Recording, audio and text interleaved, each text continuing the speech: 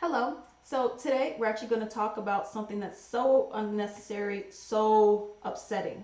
So it was a woman who actually strangled her two children.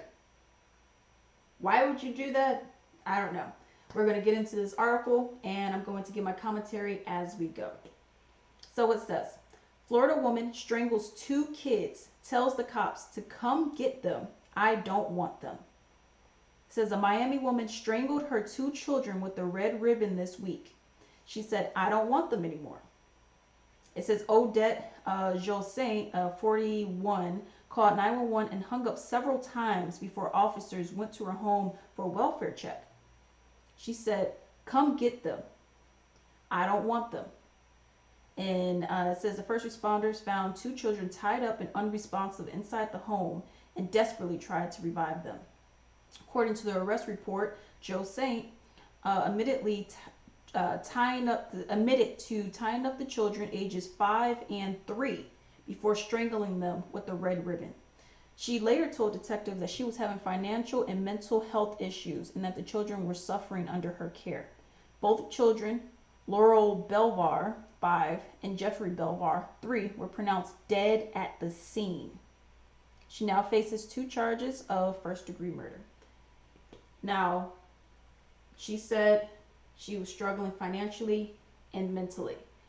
This goes into what I keep saying. And this is something I noticed a pattern. A lot of mental health issues. Okay? You have people that cannot get help. I'm not condoning what she did, of course, definitely not. But I'm just saying you have people who cannot get help. And I guess something in her mind thought that this was the right thing to do. Obviously not. Obviously, if you thought prior, okay, if I'm thinking about doing something unspeakable, y'all need to come get me now. It's unfortunate that a 5-year-old and 3-year-old had to lose their life by the hands of their own mother. That's so upsetting. But this is also what I'm saying. We just need more mental health institutions. We need more mental health services, and we need the mental health services to be more affordable. Okay, that's just what this comes down to at the end of the day. There's a lot going on. Okay, you have people. Let's look at the pandemic, for example. Okay, and it was happening way before the pandemic anyways, but the pandemic really heightened a lot of this stuff where people are just like, yo, I lost my home, or I'm struggling with my bills, I lost my job, I just lost, X amount of loved ones, associates, whatever the case may be.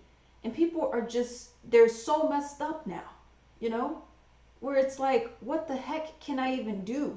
Your government doesn't care about you. You look at other countries, in other countries, they've been getting, $2,000, $1,500 every single month. Every month, some even $4,000. And they gave you, over a span of over 2 years, what? A $600, $1,200, and $1,800 check. And then it wasn't like free money. It was just an advance on your taxes anyways. So you have people who are struggling. They've been struggling. That's why you have this whole uprise as well in catalytic converter, stealing, cutting it out and whatnot. This is why people are now, drilling holes into people's gas tanks. People are going through a lot and their government is not helping them. People, like she said, financially, mental health wise, are going through a lot and they're getting no help. You have people who, are so privileged. Well, you could just go to your doctor and, your insurance will take. A lot of people don't have insurance. Well, you just go to your doctor. A lot of people don't have money to pay $500, $1,500 for a visit. People can't do that. A lot of people can't do that. I don't fall under those categories. I can't do that. So this is the problem that we're talking about. This is the problem that we're referring to.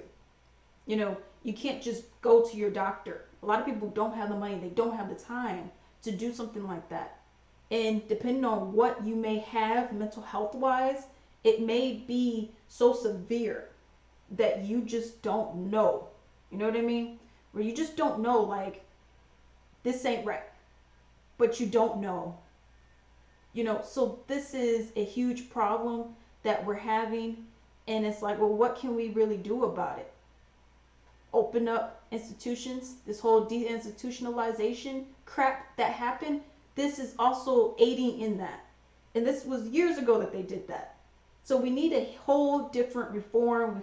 We need a whole different regime change. We need things to be for the people. We need our politicians to help us. We need people to stop pretending to help us and claiming to help us and actually just help us, which is not a hard thing to do. Just help the people that you claim to serve, because if you're not doing that, you're not doing your job at all. And you're just getting a free check just to be standing there, because that's really what that is with what's going on. This is upsetting that this lady went and harmed her children, that she went and strangled them. They said with the red ribbon. It's very upsetting that this has happened, but what I will say is, where do we go forward from this? How do we better ourselves from a situation like this? And I would say we need better mental health services. We need them to be more affordable and more accessible as well. I would love to know what you guys think about it. Do you think it's just that? Do you think, oh man, she's just crazy, I don't know what we can do, just lock her up? I would love to know what your opinions are on this in the comments down below. And until then.